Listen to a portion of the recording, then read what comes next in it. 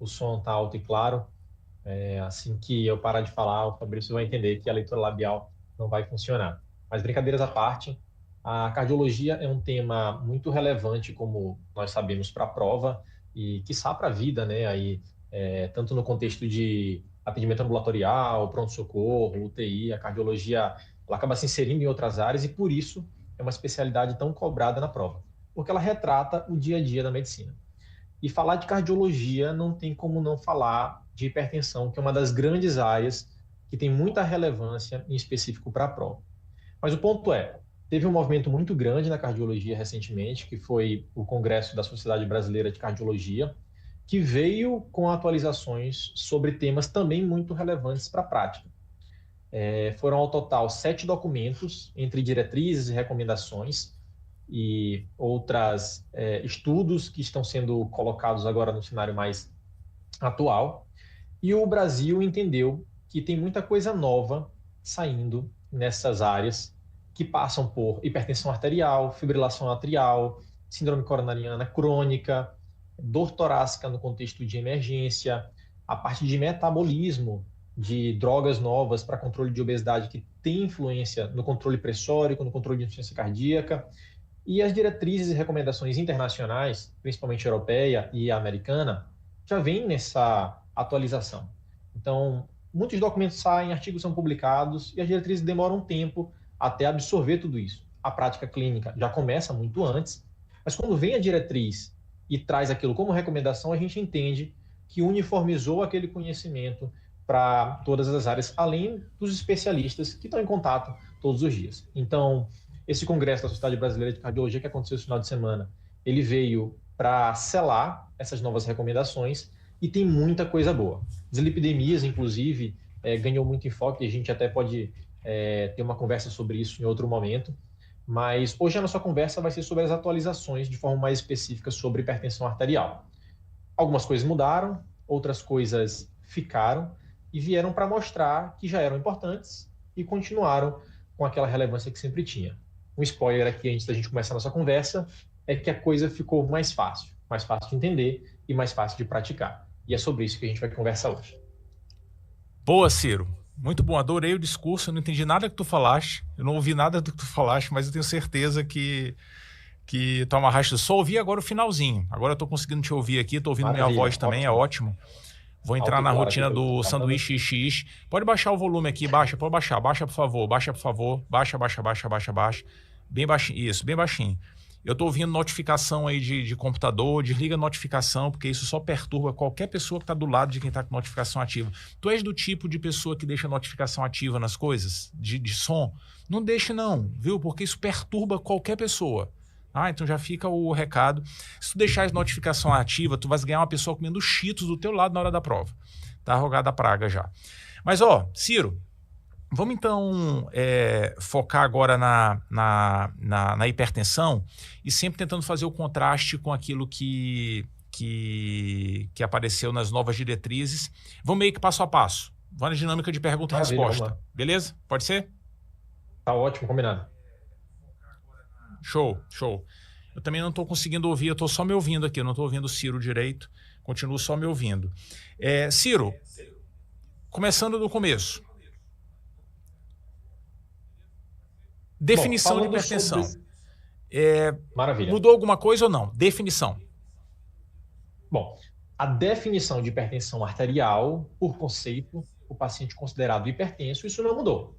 Continua a pressão arterial maior ou igual a 140/90. Lembrar que se ele tem uma sistólica maior ou igual a 140 ou uma diastólica maior ou igual a 190, esse paciente já é definido como hipertenso.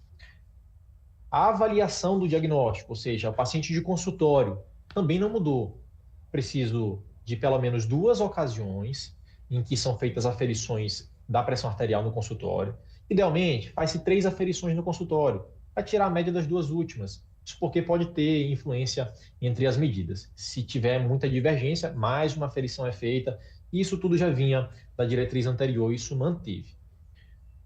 Outra coisa que manteve também relacionado à definição de hipertensão, quando a gente fala sobre a avaliação diagnóstica em si, é lembrar que, em algumas circunstâncias, eu posso dar o diagnóstico do paciente hipertenso sem necessitar de uma segunda avaliação.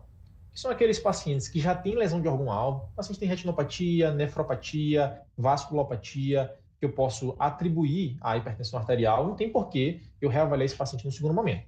Aquele paciente que já tem uma doença cardiovascular estabelecida, paciente que teve infarto, chegou no consultório, a primeira pressão arterial é elevada, esse paciente já é hipertenso, AVC, doença arterial periférica, e também aquele paciente que já tem nível pressórico muito elevado, para valer. A gente vai conversar um pouco mais na frente, mas aquela hipertensão estágio 3, por definição da primeira consulta, esse paciente já pode ter a definição de hipertensão arterial. Agora, a diretriz veio para reforçar a indicação de avaliar esse paciente em casa. Isso porque a pressão arterial sofre muita influência de diversos fatores. Estresse, ansiedade, preocupação, até o desconforto durante o período da consulta. Às vezes aquela pressão ali não define necessariamente o paciente como hipertenso. Por isso, um segundo momento. E também tem pacientes que chegam na consulta e ficam muito tranquilos com a presença do médico. A pressão normaliza, mas esse é um paciente hipertenso. Como é que eu faço para saber disso? Ela recomenda avaliar os pacientes que procuram a consulta por uma suspeita de hipertensão arterial com métodos ambulatoriais, monitorização residencial da pressão arterial e a MAPA, que é a monitorização de 24 horas contínua, e lembrar que o paciente vai ser definido como hipertenso se nesses métodos a pressão for acima de 130/80, diferente da definição de hipertensão propriamente no consultório, que é 140/90. Então, essa definição do hipertenso e a avaliação, semiológica ambulatorial não mudou.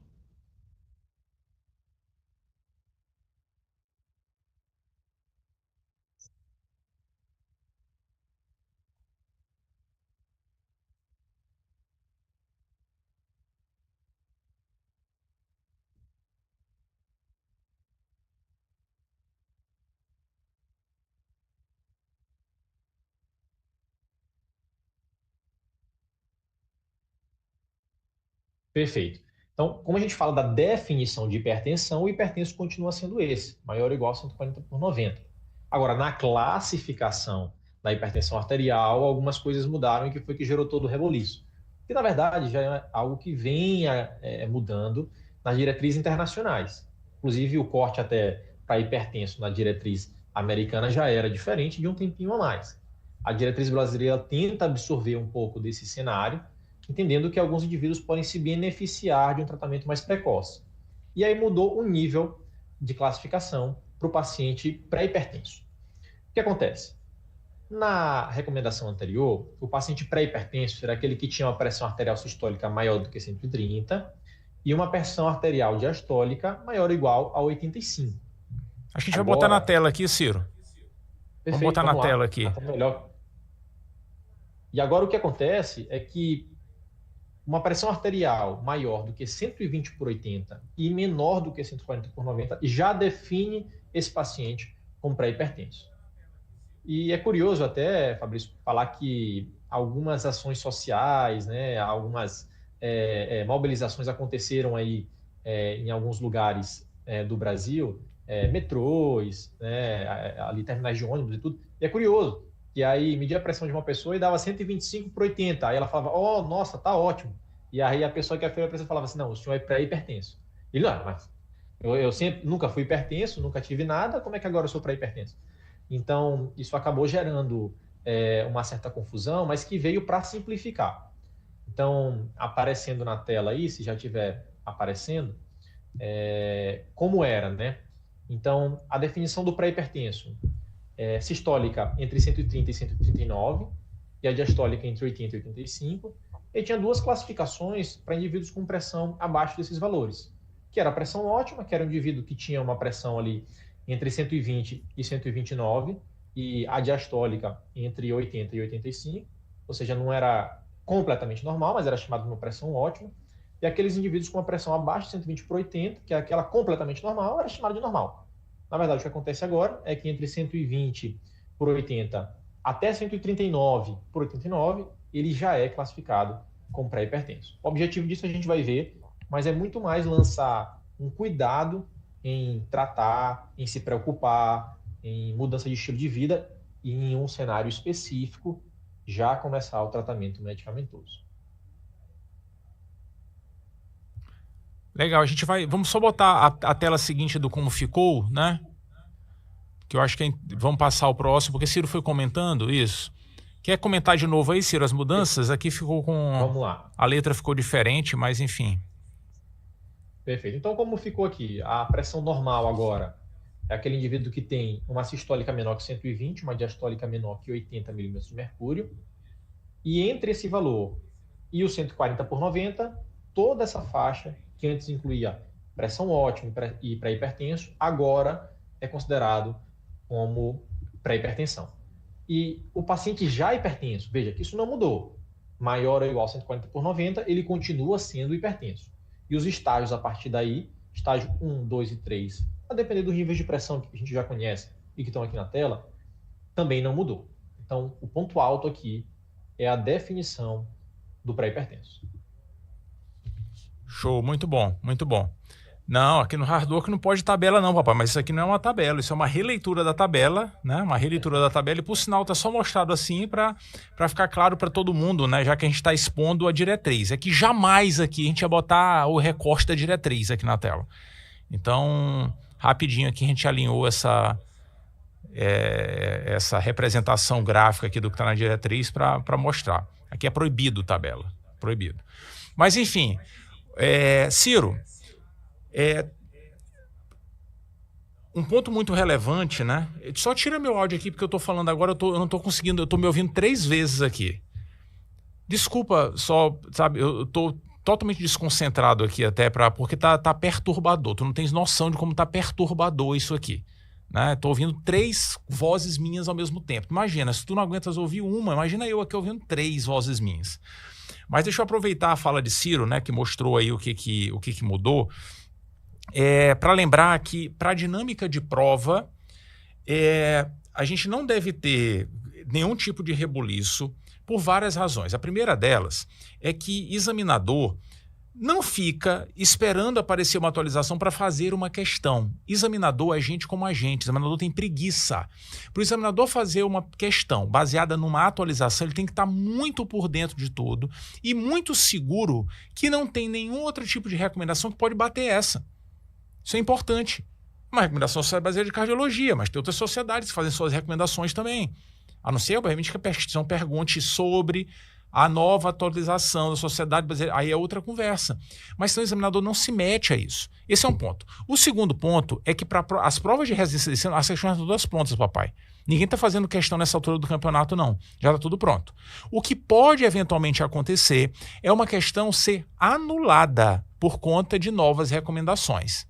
No entanto, acontece algumas vezes de as questões aparecerem da seguinte forma: de acordo com a 7ª diretriz brasileira de hipertensão, que era anterior, essa de agora foi a 8ª.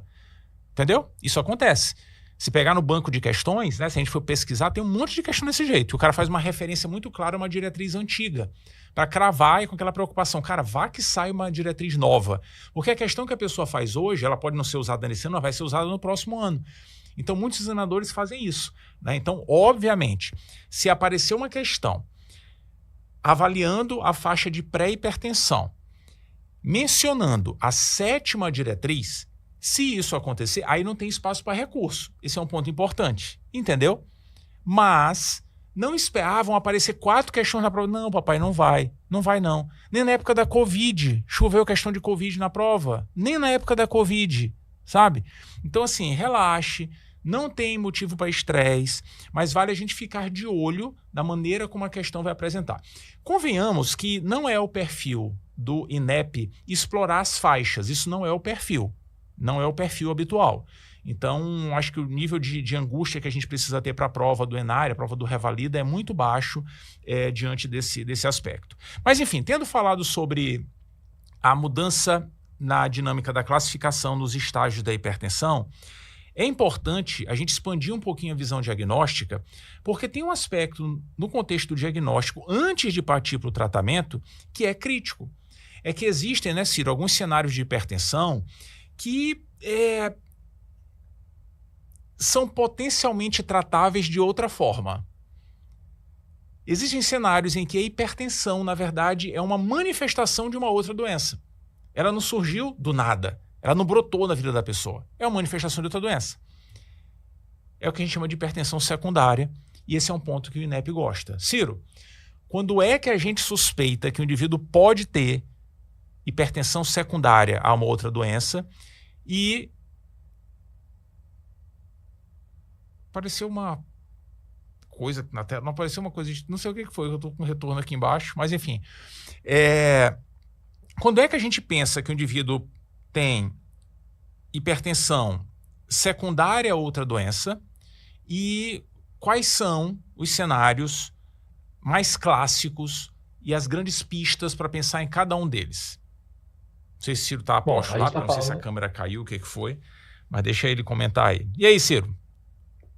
Bom, falando de hipertensão secundária, é bem importante suspeitar, porque é uma causa potencialmente tratável, seja de forma medicamentosa, seja de maneira intervencionista. Mas não é todo o cenário. A hipertensão é a doença mais comum da cardiologia e até na prática médica. Então, não é todo paciente que a gente precisa se assustar, mas algumas pistas precisam ser lembradas, tanto na prática quanto na prova. Então, a hipertensão arterial que surge em um cenário que foge da idade habitual. Pacientes jovens, abaixo dos 30 anos, e pacientes que começaram o quadro de uma hipertensão nova já numa idade mais avançada, acima dos 50. Cenários em que o paciente trata, mas a pressão arterial não controla de maneira adequada, ou seja, aquele que já entra no estágio de uma hipertensão resistente, ele faz uso de pelo menos 3 fármacos antihipertensivos, incluindo um deles um diurético, e a pressão não controla, tem que chamar atenção para uma causa secundária. E o doente que tem descompensações agudas relacionadas à hipertensão, principalmente os cenários de emergência hipertensiva. Esses são 3 cenários mais genéricos na suspeita da hipertensão secundária. Mas tem doenças específicas que também têm as suas marcas. Aquele paciente que tem paroxismos de picos pressóricos, ou seja, ele tem momentos em que a pressão arterial fica muito elevada, associado a sudorese, rubor facial, cefaleia, e logo na sequência a pressão normaliza, eu preciso pensar em feocromocitoma. Uma suspeita aqui nesse cenário, e que também é relevante, lá no que a gente falou no começo, que é avaliar o paciente não só ambulatorialmente, mas com aferições de PA ambulatorial, se possível. Se o paciente tem uma monitorização ambulatorial da pressão arterial de 24 horas, e ele faz paroxismos de picos hipertensivos, a gente consegue flagrar isso na mapa. E eu consigo dar o diagnóstico do paciente, ou pelo menos suspeitar de um feocromocitoma nesse contexto.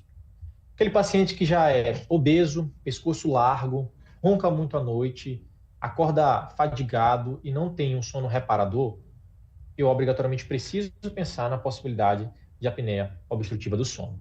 Suspeita laboratorial, aquele paciente que tem hipocalemia, eu preciso necessariamente pensar na suspeita de hiperaldosteronismo primário. E lembrar também de uma das principais causas de hipertensão arterial secundária, que é a doença renal crônica. A gente nem sempre vai se apresentar com oligúria, ou às vezes espumúria, se é secundário a uma síndrome nefrótica ou outros contextos, mas a taxa de filtração glomerular, os níveis de creatinina, ureia, vão nos fazer suspeitar dessa causa de hipertensão arterial secundária. E também, não menos importante, naquele paciente que tem assimetria dos rins, ou seja, um rim é maior do que o outro, ou melhor, um dos rins tem um tamanho reduzido, uma diferença de pelo menos 1,5 centímetro, que eu preciso ter um ultrassom, mas às vezes na prática clínica eu não tenho isso na minha avaliação inicial. Mas o que eu posso fazer? Ausculta abdominal nos focos renais. Se tem sopro ali para-umbilical, ou unilateral ou bilateral, eu preciso pensar na possibilidade de estenose de artérias renais. Essas são as principais causas de hipertensão arterial secundária. E também ali já falando um pouco mais na criança, mas que pode chegar no adulto, a coarctação de aorta, que é a pressão diferente dos membros superiores aos membros inferiores, que o membro inferior costuma ser igual ou até menor, às vezes até uma pressão de divergência entre um membro e outro. Sinais clínicos da coarctação de aorta vai ser principalmente essa divergência de aferição de PA ou nos 2 membros ou entre os membros superiores e inferiores, são as principais causas de como suspeitar. Legal, muito bom. E Ciro, tu não estás acompanhando o chat aqui, mas deixa eu te avisar aqui, tem umas mensagens que apareceram aqui assim, ó. Amei esse professor. Ciro tem uma explicação muito clara, adorei. Concordo, ele é muito claro, didático, tá vendo, né? Tá vendo, né? Maravilha, obrigado, Quem pessoal. quer Tamo aí. Ciro na live das Quem quer lives? seguir Quem pelo quer? mundo da Ele não pode cardiologia, negar um convite. Faz aí, fala aí, Ciro na live das. Tu queres Ciro na live das lives? Bota aqui, Ciro na live das lives. Bota aí, porque ele não vai. Imagina se ele vai negar um convite desse. Imagina, né? Aqui ao vivo.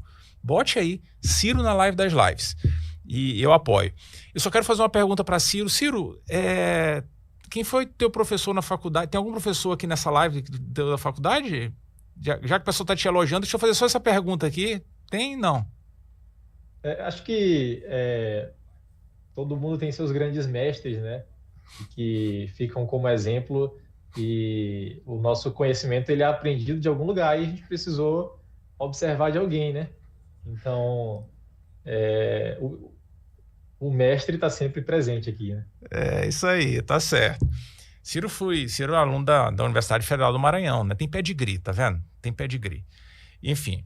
Mas, ó, Ciro, já tá uma chuva aqui de Ciro na live das lives. Tem Ciro com C, Ciro com S, mas não importa. Ciro na live tá aqui, viu? Já tá confirmada aqui a tua presença, porque o povo pediu, a voz do povo, né? Enfim, Ciro, mas avançando, tu lembraste aí da hipertensão secundária e dos grandes marcos, né? Para a prova isso é ótimo, né? Essa pegada aqui é de revisão mesmo e é ótimo. Mas evoluindo agora um pouquinho, indo para o tratamento. Vamos lá. Primeira coisa no tratamento, antes da gente explorar até a tabela do que mudou e tal, mas no tratamento. Os famosos fármacos de primeira linha no tratamento da hipertensão. Antes da gente falar dos estágios, só essa perguntinha, os fármacos de primeira linha.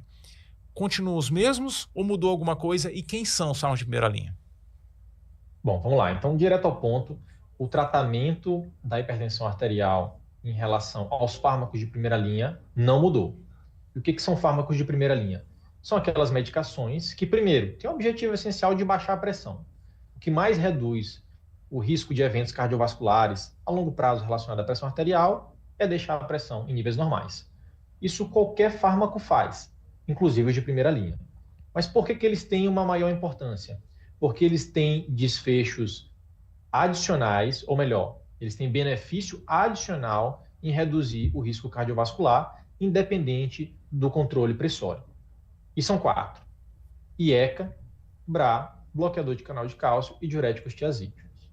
Eles podem ser começados de forma independente, mas existem situações específicas em que um vai ser preferível em relação ao outro. IECA ou BRA, pontos positivos, causam remodelamento cardíaco em pacientes com insuficiência cardíaca, reduzem a proteinúria e piora de disfunção renal em pacientes já com doença renal crônica estabelecida, e em pacientes com estenose de artérias renais, ou melhor, estenose de artéria renal unilateral, é o fármaco de eleição. Efeitos colaterais: o IECA, disfunção renal, porque reduz na fase inicial a taxa de filtração glomerular e depois o rim se adapta, isso melhora. Mas em pacientes que têm estenose de artérias renais bilateral ou unilateral com rim único, eles são contraindicados, justamente por esse efeito de reduzir a taxa de filtração glomerular, que é o que o rim precisava para se manter funcionando. Podem aumentar os níveis de potássio. E o IECA tem tosse, como um efeito colateral frequente e que muitas vezes é causa de suspensão. Os BRAs têm os mesmos efeitos colaterais do IECA, tanto relacionados à taxa de filtração glomerular e ao potássio, mas não causam tosse. E por isso eles são preferíveis nesse contexto. Lembrar que os dois também podem ter como efeito colateral, menos no BRA do que nos IECAs, de angioedema. Bloqueador de canal de cálcio reduz a resistência vascular arterial, reduzindo naturalmente a pressão arterial. Como efeitos benéficos, em pacientes que têm vasculopatia, doença arterial oclusiva periférica, por exemplo, eles são positivos, porque causa vasodilatação e melhora o fluxo. Pacientes com doença arterial coronariana, que às vezes tem angina, mesma lógica. Eles têm vasodilatação coronariana, aumenta a quantidade de sangue que chega ao miocárdio, o paciente reduz a quantidade de sintomas, aumenta o limiar para ter dor.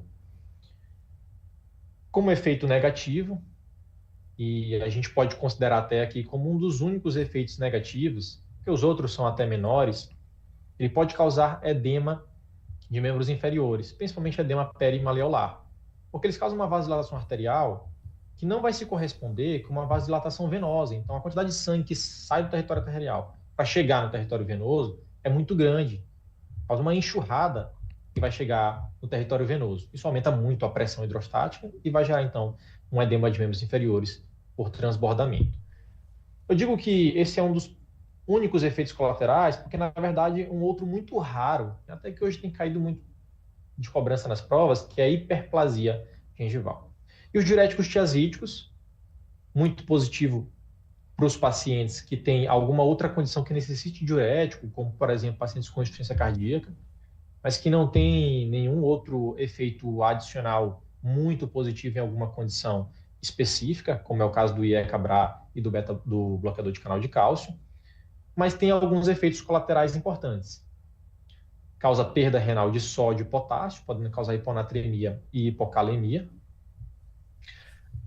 e podem causar descontrole glicêmico e do perfil lipídico. Então, para aqueles pacientes diabéticos e dislipidêmicos, pode não ser a melhor opção. É por isso que não temos só um fármaco de primeira linha, temos 4. A depender da condição, vou optar por um ou por outro, pelo benefício adicional, ou, a depender do efeito colateral que eu já espero, eu opto por trocar a medicação. Show, perfeito. Se pudesse até acrescentar umzinho a mais aí, tem a hiperuricemia, né, dos tiazídicos e diuréticos, né, de maneira global, e que acaba que o INEP gosta um tiquinho. Gota caiu pouco na prova teórica, mas já apareceu em prova prática até do INEP, né? Então respeite gota, porque o tema é importante e vale lembrar desse aspecto bem pontual. E aí, Ciro, obviamente, né, tendo lembrado dos fármacos de primeira linha, o próximo passo, e é um passo muito importante, é definir como e quando a gente começa a tratar. E aí, como é que a gente organiza a ideia, ainda mais dentro da nova classificação? Maravilha. É muito importante falar em como e quando, porque uma coisa é quem eu preciso tratar com medicação, e uma vez que eu decida tratar esse paciente com medicação, não o fármaco que eu começo, mas quantos fármacos eu começo, monoterapia ou dupla terapia. Vamos falar primeiro de quem precisa tratar a hipertensão arterial. Na classificação atual, todos os pré-hipertensos já precisam de tratamento. Mas veja, não é qualquer tratamento. Inicia tratamento não farmacológico. Isso é uma recomendação que já vinha da diretriz antiga, mas que ficou reforçada agora, porque aquele paciente que tem uma pressão de 125 por 82, ele já deve começar medidas não farmacológicas. E aqui a gente está falando de hábitos de vida relacionados à alimentação. A dieta DASH, por exemplo, vem com muita força, rica em legumes, grãos, rica em peixes, reduzir carne vermelha, se possível, cereais. Então, uma dieta mais equilibrada.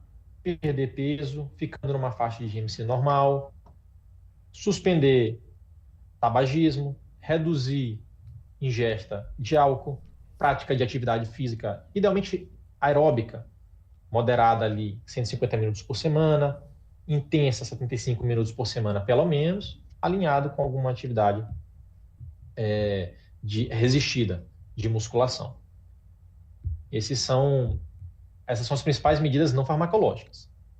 O ponto é, a medicação vai ser indicada para aquele paciente que já é hipertenso e para uma parcela dos pacientes que se enquadram numa faixa dos pré-hipertensos. Aqueles pré-hipertensos que têm uma pressão arterial maior do que 130 de sistólica e 80 de diastólica, que têm um risco cardiovascular alto, eles já estão autorizados a começar medicação. Mas com um detalhe, esse paciente, apesar de ter um risco cardiovascular elevado, ele ainda é pré-hipertenso. Ele não está na faixa da hipertensão arterial. E por isso eu posso dar uma chance para esse paciente começar o tratamento não medicamentoso por 3 meses. Se a pressão não corrigir e ele não sair dessa faixa, começa o tratamento medicamentoso.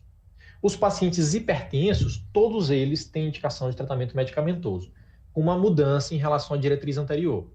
Que o paciente hipertenso estágio 1, de baixo risco cardiovascular, poderia tentar também 3 meses de terapia não medicamentosa. Agora, a diretriz é um pouco mais agressiva, entendendo que esse paciente já tem benefício com esse tratamento medicamentoso. Então, ele deve iniciar. Lembrar que é senso comum, que independente do paciente fazer o tratamento medicamentoso, ele precisa continuar as medidas não medicamentosas também de forma adjuvante. Mas, Ciro, como é que eu classifico, então, esse paciente, se ele é um risco baixo, moderado, alto? A diretriz agora, ela traz a recomendação, que já vinha também até, de usar scores, que avaliam vários fatores de risco relacionados ao risco cardiovascular, que é o risco de evoluir com desfechos adversos num período longo, em 10 anos, por exemplo, né? Uma calculadora que vai juntar vários fatores de risco e que vai me dizer se esse paciente é baixo, moderado ou alto risco. Isso já existia. Mas agora, essa calculadora tem nome. A diretriz traz 2 calculadoras recomendadas, a calculadora chamada SCORE2, que veio da diretriz europeia, mas que tem um perfil de população muito específico em pacientes europeus, e ela traz como indicação mais forte a calculadora Prevent, que vem de um estudo americano que tem um pouco mais de heterogeneidade que talvez se aplique melhor no cenário brasileiro. E vai caracterizar esse paciente no risco baixo, moderado, intermediário e alto, e vai fazer com que eu defina se esse paciente já entra no tratamento medicamentoso ou não. O detalhe é que a diretriz coloca que, em alguns cenários, esse calculador pode não estar presente. E eu posso lançar mão de outras variáveis para definir o risco desse paciente. É o que a prova vai cobrar, que na prova não tem uma calculadora. E já existia essa tabela na diretriz anterior. E o que ficou relacionado a essa tabela? Os pacientes não são mais classificados como baixo, moderado e alto risco. A diretriz acrescentou uma 4ª classificação, que é o muito alto risco cardiovascular, que é o risco desse paciente desenvolver eventos nos próximos 10 ou 30 anos. O que a gente precisa saber disso? O risco alto e muito alto é o que a prova costuma colocar, porque são muitas variáveis.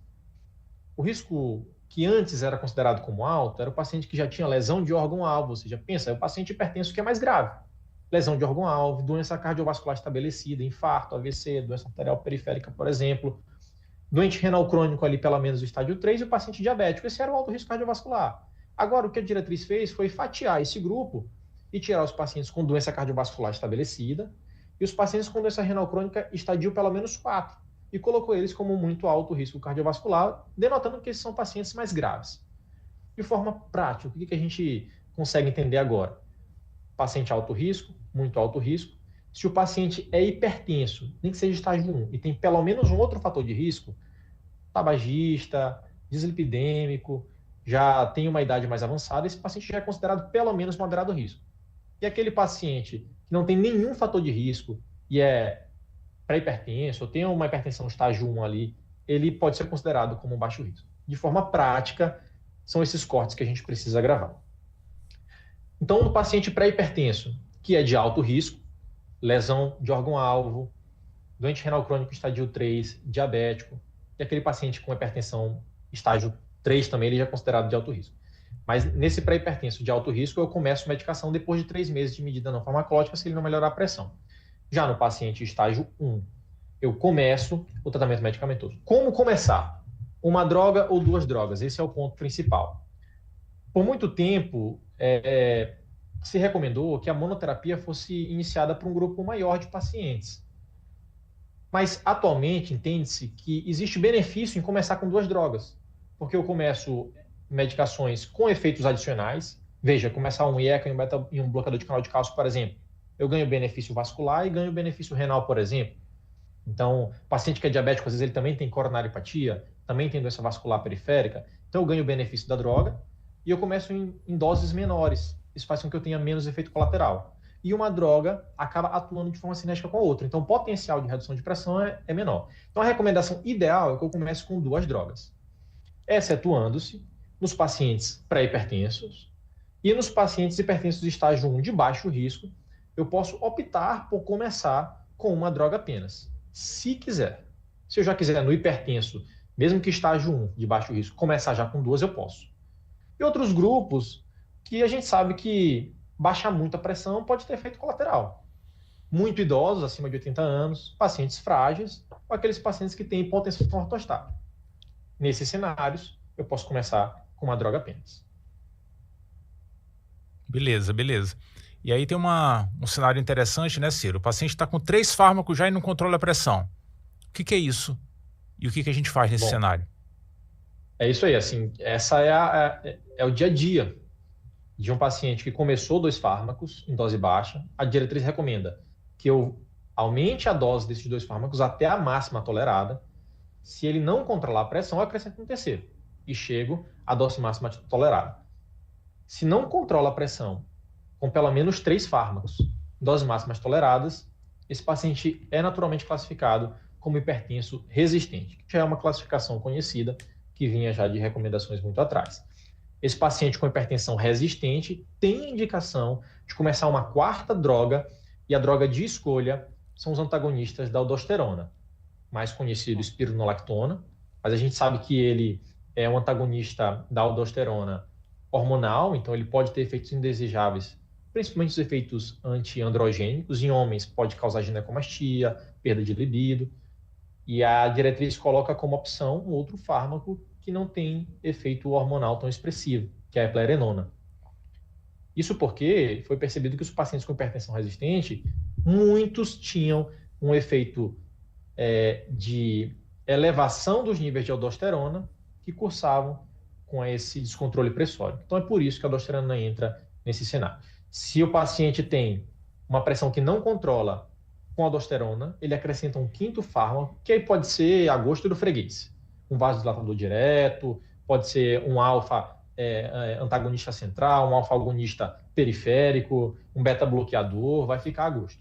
Tá? Se ele não controla com 5 fármacos, ele é classificado como hipertenso refratário. É só uma classificação, mas para dizer que esse é um paciente mais difícil de lidar. Legal, muito bom. Muito bom. Eu acho que o contexto ambulatorial, né, os pontos principais nessa dinâmica de revisão e daquilo que a gente tem que valorizar das diretrizes, eu acho que a gente fecha, mas a gente precisa dar um pulinho rápido, mais até por uma questão conceitual, né, Ciro? No capítulo crise hipertensiva. Esse é um capítulo que o INEP gosta, tem várias questões de crise hipertensiva no INEP, e a tendência de aparecer na prova é muito grande. E é um capítulo que eu, particularmente, já critico há muito tempo, que é um capítulo que eu acho bizarro. Melhorou um pouquinho agora, melhorou, mas é um capítulo bizarro. É um capítulo bizarro porque, da maneira como a crise hipertensiva tradicionalmente vinha sendo apresentada, com a ideia de que existem 3 modalidades de crise hipertensiva: a emergência hipertensiva, urgência e pseudocrise, não fazia o menor sentido. Menor sentido. Menor. Porque de verdade mesmo que existe a emergência hipertensiva. A pseudocrise hipertensiva é um erro diagnóstico e a urgência hipertensiva é um hipertenso que passou no pronto-socorro, sabe? Fazia o menor sentido isso. E aí tem uma crítica que eu faço questão de fazer aqui novamente, é que a gente na medicina, o aprendizado na vida, né, exige que as coisas se materializem à nossa frente. E tem coisas que a gente aprende desde cedo na faculdade e nunca se materializam. A gente aprende um termo e vai levando ele para a vida, mas aquilo ali não se transforma em algo real, não é algo palpável. Um exemplo disso é o termo lesão de órgão-alvo. Lesão de órgão-alvo, cara, é uma coisa abstrata na cabeça da gente enquanto aluno. A ficha vai cair lá na frente, quando a gente entende o que de fato é uma lesão de órgão-alvo. Mas ver a listinha lá não tem impacto nenhum na cabeça de aluno. E aí, quando esse conceito de crise hipertensiva era apresentado, tem pressão elevada, lesão de órgão-alvo, tem lesão de órgão-alvo. O que é lesão de órgão-alvo, sabe? Isso perturbava muito o entendimento, continua perturbando, porque a maneira ideal de ver crise hipertensiva é considerar que é um indivíduo que está sofrendo muito, algum órgão está sofrendo pra caramba, pode ser coração, pode ser rim, pode ser a cuca e tal, porque a pressão está agudamente, acentuadamente elevada. Esse é o ponto. Mas aí vinha essa classificação: pseudocrise, urgência, emergência, que bagunça tudo. Já vinha existindo um movimento fora do país para a gente abandonar o conceito de urgência hipertensiva. E aí, Ciro, o que aconteceu agora?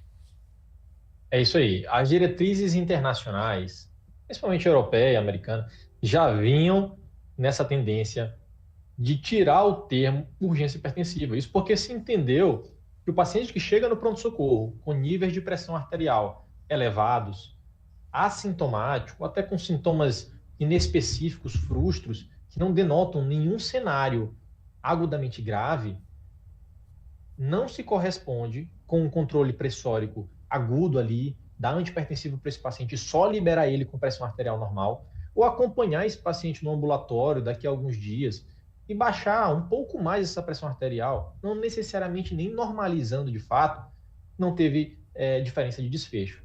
Diferente, por exemplo, da emergência hipertensiva, que é um cenário potencialmente ameaçador à vida, e que se eu não fizer o controle da pressão arterial naquele momento, não quero dizer normalizar os níveis de pressão arterial, mas reduzir os níveis de pressão arterial, isso sim, nesse cenário, se corresponde com redução de mortalidade. E esse é o paciente que tem que ficar no hospital, internado, monitorizado, fazer medicação na veia.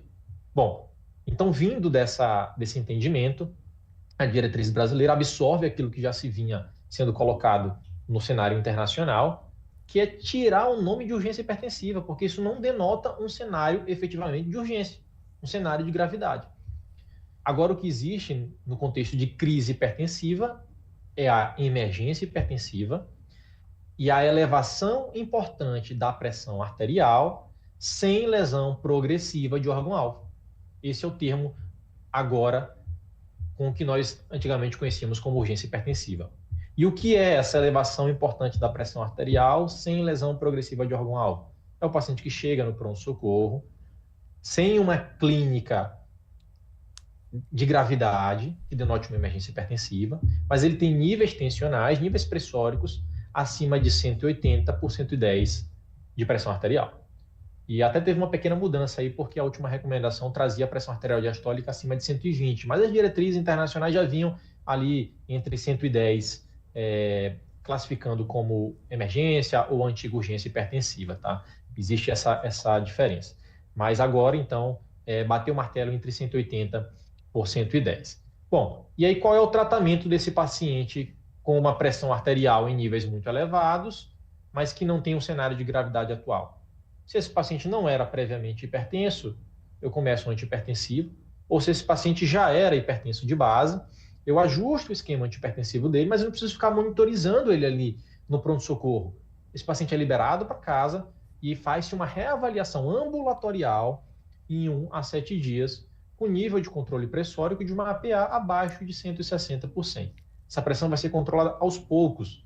Isso porque, veja, um paciente que já é hipertenso de base, toma ali 2, 3 classes de fármacos antihipertensivos. Às vezes ele mede a pressão arterial em casa pela manhã antes de tomar os remédios e está 200 por 120. Ele não sente nada. O que ele vai fazer? Ir ao pronto-socorro? Não, ele vai tomar o antihipertensivo, esperar daqui 1 hora, 1h30, 2 horas e a pressão vai baixar. Às vezes nem baixa para níveis normais, mas ele espera um tempinho a mais, fica calmo, às vezes tem um outro antihipertensivo que ele vai tomar ali perto do almoço e aí sim a pressão vai normalizar. É isso. Agora, um ponto curioso também quando a gente fala de meta de controle pressórico, Fabrício, e que a gente acabou não falando ali sobre a avaliação ambulatorial, é que mudou também os níveis de controle pressórico do paciente hipertenso. Antigamente, se dividia a meta de controle pressórico do paciente ambulatorial em abaixo de 140 por 90, de forma geral. E Ciro, mas só um pontinho, porque a gente pulou mesmo esse momento, isso, né? Mas só para ficar claro aqui que a gente fechou o pronto-socorro. Fechou. Perfeito. Então a crise foi... Teve um ponto aqui que o Ciro lembrou que a gente acabou passando por cima, é um ponto importante, né, que ele está comentando agora. Quero só fazer um comentário. Maurício falou aqui, maior que 180, 110, emergência... Calma, não é isso. Veja, o conceito de emergência hipertensiva, o conceito prático de emergência hipertensiva é um indivíduo que não está bem. Veja, a pessoa não está bem. Ela tem algum indício aqui que não está bem. Tem uma lesão de órgão, tem uma disfunção orgânica importante. Parecido com sepse, sabe? Tem disfunção orgânica materializada aqui na frente. Alteração do estado mental, com cefaleia, vem piorando a 2, 3 dias, fala assim, cara, isso aqui pode ser um monte de coisa, inclusive emergência hipertensiva. Como é que eu faço para dar diagnóstico? Meço a pressão, entendeu? Então essa é a ideia da emergência hipertensiva. Eu vejo a pessoa mal e eu vou checar a pressão porque uma das hipóteses é emergência hipertensiva. Então, pressão elevada é o segundo critério para definir emergência hipertensiva. O primeiro é a pessoa não estar bem. Só esse ponto relevante, tá? A gente empacotou, e aí Ciro lembrou ainda bem de um elemento muito importante que é lá do ambulatório, no tratamento, sobre a meta pressórica. Ciro, o que tem de recomendação nova sobre meta no tratamento, no controle da pressão? Maravilha. Esse é um ponto muito importante, até porque agora, por isso que eu digo que a diretriz ficou mais fácil, porque é mais fácil de classificar, é mais fácil de tratar, porque eu não tenho uma amostra de pacientes hipertensos que eu posso começar tratamento não medicamentoso e fica ali confundido se é o hipertenso estágio 1, se é o pré-hipertenso. Bom, o tratamento agora a gente já alinhou e ficou também mais fácil. E a meta de tratamento. Comecei o tratamento, 2 fármacos ou um fármaco a depender da indicação. Reavalio o paciente em 4 semanas e esse paciente precisa ser visto sob uma ótica de que se a pressão está controlada ou não. E antigamente o que se tinha é que, de forma geral, era jogar a pressão arterial para níveis não hipertensos, ou seja, abaixo de 140/90. Mas para populações específicas, que eram populações de hipertensos mais graves, a gente pode chamar assim, eram aqueles pacientes com lesão de órgão-alvo, pacientes já com doença cardiovascular estabelecida, pacientes diabéticos, doentes renais crônicos, que já tiveram AVC, infarto. Esses, o objetivo era reduzir ao máximo a possibilidade de eventos cardiovasculares desfavoráveis com o passar do tempo. Ou seja, que alguém que já teve um infarto tenha um novo, que alguém que já teve um AVC tenha mais um. Esse era o objetivo. Bom, e para esses pacientes, a meta de pressão era abaixo de 130/80. E tinha uma meta de nível inferior de pressão arterial. Naquele grupo de pacientes com doença coronariana, evitava-se reduzir a pressão arterial para níveis abaixo de 120/70. Muito mais pensando na pressão diastólica, que não era para passar de 70. Isso porque a perfusão das coronárias acontece durante o período da diástole. E se a pressão diastólica está muito reduzida, o racional é que reduz-se também a perfusão coronariana. Esse paciente pode ter isquemia, sintomas. O ponto é, então, que se questionava sobre uma curva em U da pressão arterial. O que é a curva em U? Aqueles pacientes muito hipertensos, eles têm piora de desfecho, mas aqueles pacientes hipotensos, ou seja, com níveis muito baixos de pressão arterial, também têm piores desfechos. Mas, na verdade, isso não se comprovou, e o que se viu é que, na verdade, a pressão arterial mais reduzida, ela não é um fator de risco, ela é um indicador de risco. Por que esse paciente está ficando tão hipotenso? Às vezes porque ele é um paciente diabético que tem desautonomia e você faz 2 medicações e ele sente demais, ele naturalmente é um paciente mais grave. Não porque a pressão está mais baixa, mas que a pressão mais baixa me reflete que esse paciente tem alguma outra condição de base que o torna mais grave. Essa é a grande diferença. E agora, então, se percebeu que não existe um limite inferior de pressão arterial. Eu vou reduzir até a pressão arterial máxima tolerada pelo paciente. A queixa dele vai ser sintomas. Hipertensão ortostática, se eventualmente for um paciente coronariopata que vai ter angina, perpetuação de isquemia, eu jogo a pressão um pouco mais para cima. Mas, idealmente, a meta agora é baixar a pressão arterial para todo paciente que inicia tratamento medicamentoso ou não medicamentoso para níveis abaixo de 130/80, sem meta de pressão arterial em níveis mais baixos. E aquele paciente que eu tento baixar a pressão arterial, ele sente muito. Mesmo que a pressão fique ali 128/85, ele já tem sintoma de hipotensão postural, fadiga, não tolera bem. Eu vou baixar a pressão arterial abaixo de 140/90 na menor pressão tolerada. É 135/85? Tá bom. É 132/83? Tudo bem. Se ele não tolera menor que 130/80, eu vou baixar para a menor pressão arterial tolerada sem efeitos colaterais. Perfeito. Muito, muito bom. Muito bom, muito bom. Viu só? Era isso. Era isso, né, Ciro? A gente passou pelos pontos principais para a prova, das de novas diretrizes também, né? Perfeito. Hipertensão arterial é um tema grande, mas que tem-se muito o racional linear, diagnóstico, estratificação, tratamento e acompanhamento e o cenário da crise hipertensiva.